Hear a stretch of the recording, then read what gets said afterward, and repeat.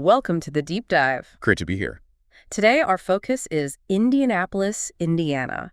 It's the state capital, home to over 870,000 people? Yeah, about that. And it offers a really surprisingly diverse range of things to do. Exactly. So we've dug through, local opinions, Google reviews, some firsthand accounts to try and figure out the 12 best things to do in Indy. The goal is really to get beyond just the list, uncover what makes these places actually compelling. And what jumps out right away, I think, is just the sheer breadth of what's on offer there. Right. Our sources show this city where, you can go from like high-speed global sports Yeah, the Indy 500. to these really quiet, significant art collections. And it's all pretty close together. Seems like they've really tried to build this multifaceted appeal. Absolutely. And you really can't talk Indy without starting at the Indianapolis Motor Speedway. Has to be number one, right? It just has to. It's not just a racetrack. It's apparently the world's largest auto speedway. And obviously, home of the Indy 500. You can almost hear the engines, smell the rubber. It's just legendary. It really is. Yeah. And that scale you mentioned, I read something about the infield being big enough to fit Vatican City, the Coliseum. Yeah. Yankee Stadium, Churchill Downs. It's insane when you think about it like that. It really puts it into perspective. And the race itself, the 500, it's this huge global event. Totally. So the fact you can feel that energy and then go into the museum and see a century of racing history. Actual winning cars, all that memorabilia. Yeah, it gives you the whole picture. It's a really complete experience. Okay, so from that, total sensory overload, Wow, laughs slightly. Yeah. we pivot completely to the Indianapolis Zoo. A different kind of wild. Exactly. And our sources kept highlighting this one. Seems it's considered one of the top zoos in the Midwest, gets national recognition. Yeah, and what I found interesting was how often the reviews mentioned its focus on animal conservation. Oh, right. And that it relies heavily on donations and, visitor support. And the variety of animals is pretty impressive, too. They got chimpanzees, macaws, elephants. And dolphins, sharks, rays, the aquatic stuff. Sounds like a big draw. Definitely. And it's not just about seeing the animals, is it? They have gardens, educational things, animal feedings. Right, making it more interactive, especially for families, maybe. Is it kind of? Then there's White River State Park. Now, this sounds like more than just your average park. It's described as the central hub right downtown. Yeah, it sounds like a really smart piece of urban planning, actually. How so? Well, think about it. It's got Victory Field for baseball, Okay. the Idle York Museum, we'll get to that one later, plus trails, gardens. It pulls everything together. So it becomes this real gathering place for locals. Picnics, walking, events. Exactly. A focal point. And apparently beautiful in spring and fall, right along the river. Nice. And right near there, practically next door, is the Indiana State Museum. Good location. Feels like a natural next step after the park, doesn't it? To sort of dive into the actual story of Indiana. Yeah, state museums are often treasure troves for understanding a place's identity. So what kind of stuff can you find there? Well, exhibits covering the state's history, obviously.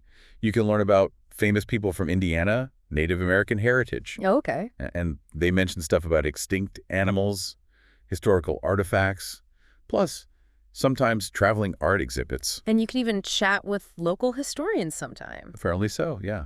Adds a nice personal touch. Okay, moving right into the absolute center monument circle. The heart of the city, as they call it. That's what the sources say, and you can just picture it, right? The central spot where everyone converges. Sounds like a great people-watching spot. Totally. Grab a coffee, watch the world go by, have lunch at one of the restaurants around it. Take photos at the Soldiers and Sailors Monument, obviously. Of course. Yeah. And sometimes there's live music, Right. like the Indianapolis Symphony. Yeah, that adds another dimension.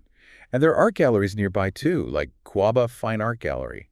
Makes it a real cultural point, as well as a social one. For a different kind of feel, maybe a bit more neighborhoody, Broad Ripple Village. Right, about 6 miles out from downtown. And it's got this reputation for restaurants, galleries, little cafes, parks. Yeah, it sounds like one of those areas where you can really soak up the local vibe. Maybe start at a cafe, like Yeah. the Avenue Coffee House was mentioned. Sounds like a plan. And there's a little pop culture tidbit, too.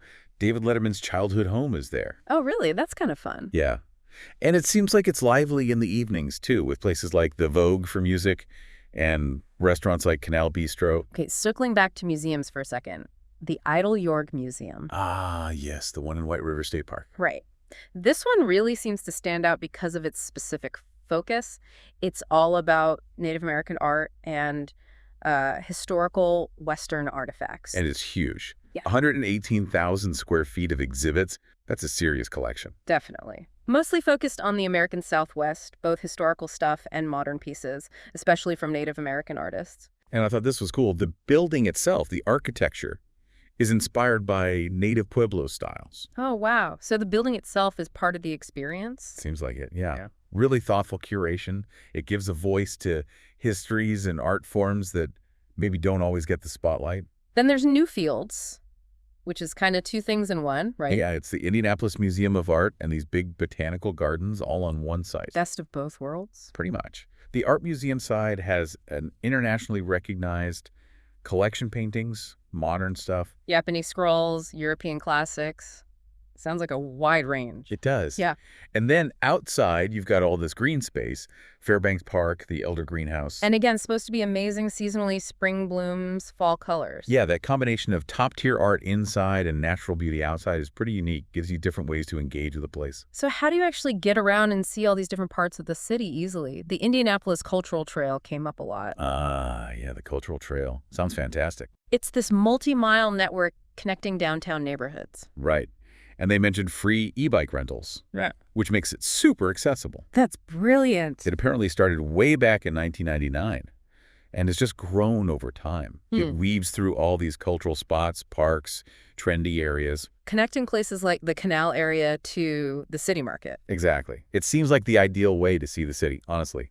Biking or walking, just exploring at your own pace, ties a lot of these places together. And if you're specifically interested in the local art scene, beyond the big museums, then the Indy Arts Center sounds like the place to check out. It's described as a hub for fine art, local culture, Right. really showcasing artists from the area. Yeah, and it's not just galleries. They offer art classes, workshops, lectures. It's about participation, too. Fostering creativity. Exactly. And they have this thing called Art Spark, an annual outdoor art festival. Oh, yeah, with a 9.5-mile outdoor sculpture garden. That sounds amazing. Right, making art really public and accessible. That's vital for a city's cultural health, I think. Okay. We cannot wrap up without talking about food. Never. And Indianapolis seems to be punching above its weight, making a name for itself as a good food city. That's the buzz, yeah. A strong capital city food destination. We saw mentions of local favorites like Sid's Fine Foods, but also proper fine dining like Anthony's Chop House. So a good range. And lots of diversity, too. International food, street food. The Garage Food Hall sounds like a cool concept. Yeah, those food halls are popping up everywhere. Great way to sample different things. Totally. Plus, a vibrant bar and brewery scene.